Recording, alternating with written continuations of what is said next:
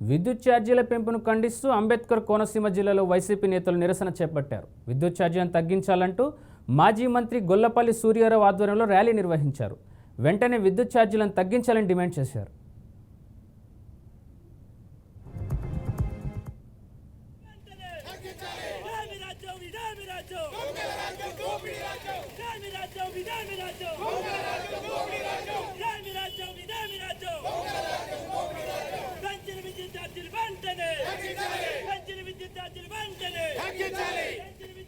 విద్యుత్ ఛార్జీలు వెంటనే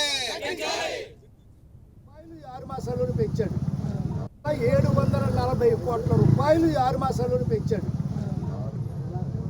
మళ్ళా రేపు జనవరి నుంచి ఇంకో 9,000 కోట్ల రూపాయలు కరెంట్ ఛార్జీలు పెంచే వివిధ డిస్కమ్లు ఏమైతే ఉన్నాయో, ఈ కరెంటు ఉత్పత్తి డిస్కమ్లు ఏమైతే ఉన్నాయో వాళ్ళతో ఒక ఒడంబడికలు చేసుకున్నాడు.